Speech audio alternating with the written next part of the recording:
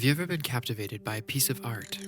Probably, at least once. Maybe you were spellbound by the colors or the skill. Perhaps it was the subject matter, or the realism. One artist in particular produced something stunning and captivating. His paintings were not realistic, but they captured a sense of horror and awe that not many artists of his time could. I am, of course, talking about the Dutch, Flemish Renaissance master, Hieronymus Bosch.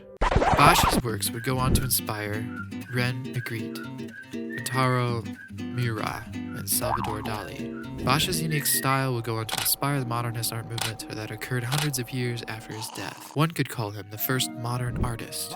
Little is known about Bosch's life. He was born in 's-Hertogenbosch in the Netherlands. Hieronymus Bosch was a taken name, and his given name was either Johan or Jerome van Aken. His grandfather was a prominent local artist and likely influenced Bosch's interest in painting. Bosch's father was likewise a painter. Bosch's early life likely was surrounded by the tools and techniques of his later trade. 's-Hertogenbosch was a popular trading town and capital of the Brabant region. However, fire destroyed much of the town, likely including Bosch's own home. This traumatic event might have influenced Bosch's style, and dark themes persistent in his works. He would grow up and marry into wealth. His paintings would garner him great fame, and he would become a member of the highly religious and respected Brotherhood of Our Lady. Bosch's religion plays a great deal into his works. Hell, heaven, and judgment play a great deal into the themes of his paintings. One of the earliest works, and first that we'll be discussing, is the Crucifixion with Saints and Donors, 1485 to 1490. It depicts Jesus on the cross with several figures gathered beneath them. On the right could be Mary, Mother of Christ, or Mary Magdalene, or just a simple nun. Next to the nun figure could be St. John the Evangelist. In similar religious art, St. John is often depicted as a fair-skinned man. Within the arms of St. John is tucked a book, presumably the Bible. Across from them stands another saint, possibly St. Peter. In religious art, St. Peter is often depicted holding the keys of heaven. Likewise, this figure carries a pair of keys. Leaning down in the position of prayer is likely the commissioner of this painting. Donors like these would often request being painted into religious pieces to denote their piety amongst their peers, or to secure themselves a place in heaven. This painting is very similar to a later painting, titled much the same, by Jules van Cleve. One can see the common themes that Bosch portrays here. On the fair left of the painting, next to the nun figure, is a skull missing a jawbone, and a crow seated on a stump. The skull missing its jawbone is called a death's head skull and can often be found in later Elizabethan art. It was thought to symbolize sexual sin, like lust or prostitution. The crow could represent the crow of the cock, a popular motif in religious artwork that depicts Peter's betrayal of Jesus by the third crowing of the rooster. In religious art, the rooster is often perched upon a pillar, much like this crow is. Besides the common religious representations found in this piece, a key aspect of Bosch's remains to be examined here in his earlier works. Notice the simple dreamlike background. Likewise, notice the simplistic caricature of the human figures. They look unrealistic and almost ugly, all being pale and gawkish. These elements would be carried through in later works by Bosch, namely the dreamlike aesthetics and the surreal caricature aspect of the human characters. The next painting that I would like to discuss is one of the first pieces that showcase Bosch's soon-to-be famous surrealist elements. St. Jerome at prayer shows the saint at rest in a field. He appears drowsy or asleep. Beneath him is the Lamb of God, representing Jesus Christ. However, it is what is next to St. Jerome and behind him that really catches the eye. A bulbous plant, alien in appearance, rises to the top of the canvas. Perched on the very top of the bizarre plant is another crow or raven. In the background, we can see familiar fauna like a bear and some trees. Beyond them, however, are two strangely shaped and alien mountains or structures. They grow and contort in unnatural ways, leading the viewer to feel discomfort or unease. These unnerving and alien objects could be interpreted as a dream that St. Jerome is having, leading into the reality of the painting. Dream or not, Bosch's later and most famous works would certainly display a nightmarish quality. The Garden of Earthly Delights is Bosch's most famous painting. Painted around some time in the early 1500s, it is a triptych painting depicting 3 different scenes. A triptych was a painting that could be folded and displayed. It was popular due to the ease in which it could be transported from location to location. Painted as a wedding commission, it is certainly a strange piece. On the left panel, we see the Garden of Eden. God, depicted as looking like Christ, is accompanied by Adam and Eve. Around them is a variety of fauna, both real and alien. A pink natural fountain rises from a background pool. It appears bizarre, even among its strange surroundings. It serves as the centerpiece of the piece, drawing the viewer's eyes to the center of the panel, instantly exposing them to the surreal nature of the art. Another thing to be noticed about the Eden panel is the flock of birds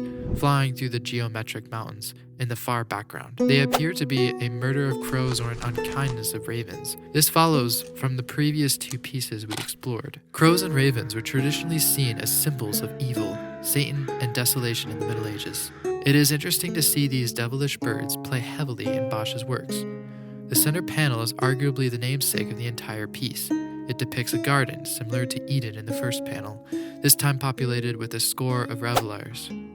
We see a variety of pleasure seekers of all different races and genders. A theme of gigantism can be seen running through this panel. Giant birds, giant fruits, giant mollusk vessels, and so on. Gigantism in excess is clearly running rampant in these times, which seem closely tied to the hedonism, gigantic excesses of pre-flood times in the Bible or the excess of Sodom and Gomorrah. Pride is latterly symbolized in a woman with two giant cherries placed atop her head. Another important key to tie in the scene with the theme of excess and hedonism is the phallic-like structure that rises from the center of the pool in the background. Like the fountain from the first panel, this looks more like a piece of modernist furniture than anything found in other contemporary painting. It also escalates the extravagance and surrealism from the first panel, turning it into something utterly excessive and almost vulgar in its wildness. One last thing to note in this second panel is the flock of black birds flying out of a trumpet-shaped device in the background. Carried over from the first panel, these crows or ravens are the tying link between all three panels. The third and last panel is by far the most recognized piece in the painting. It showcases Bosch's surrealist elements and his dark, depraved elements that the artist became known by in his later years. The right panel can arguably be a depiction of hell. The revelers we saw in the second panel are undergoing tortures and torments at the hands of anthropomorphic animal hybrids. A knight with a chalice in hand is seen being devoured by green and gray dog-like creatures. A group of humans at a gaming board are assaulted by a mass of alien creatures. A person is strung up to a harp and another forced to gaze upon herself as a toad crawls up her naked chest. These torments could be related to specific sins. The knight and other soldiers behind him could have committed sins related to war. It is interesting to note that the knight is lying atop a piece of ham cradled on a butcher's knife, an allusion to the knight being a butcher in his life. The gamblers is quite obvious. Gambling was and still is a device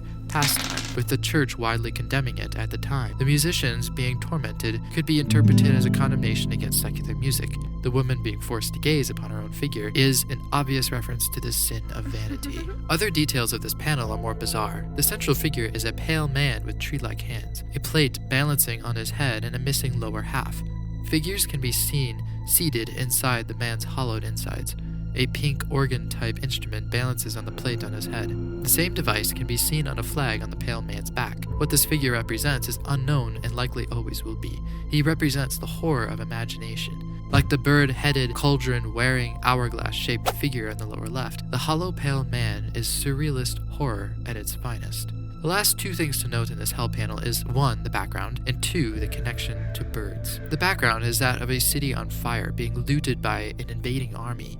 The burning buildings and torched windmills could be a reference to Bosch's childhood experience of watching his hometown burnt to the ground. The existence of this city also implies a large passing of time or location from the second panel. No longer is the viewer located in the garden, but the viewer is now located in a city. This distinction is important. Nature is commonly, in many beliefs, associated with goodness or wholesomeness, whereas cities and urban landscapes is typically associated with corruption or evil. We have left God's garden and ended up in Satan's city. Whether this city arose from a time skip from the second panel, which is implied, or that this is a new location entirely, is irrelevant. The point being made is that the frivolities and hedonism of the garden led to the torture and persecution in the city. Lastly, the birds. We once again and for the last time see the flying black birds from before. Instead of flying from the air, we see them emerge from a man's rectum. The person devouring this man is commonly believed to be the Prince of Hell, whose purpose is to devour the souls of corrupted clergymen. The fact that the birds are escaping from this man is almost as if the birds are escaping from this man's filth, literally and figuratively. Also, the birds are no longer in the background, but they appear in the foreground. This could symbolize the bad fortune, which crows or ravens sometimes symbolize, become realized in this hellish landscape. There are countless more paintings by this great master which we could discuss. Hieronymus Bosch's art delves deeply into the bizarre and uncanny, creating the modernist movement decades before the modern masters were born. His influence is far spread, but his name is hardly known. But as you have just seen, his style is unique, his themes interesting, and his influence is broad. Hieronymus Bosch may be an enigmatic artist, but that makes his work all the more valuable to this day. So, as parting words, I'd just like to say, culture on.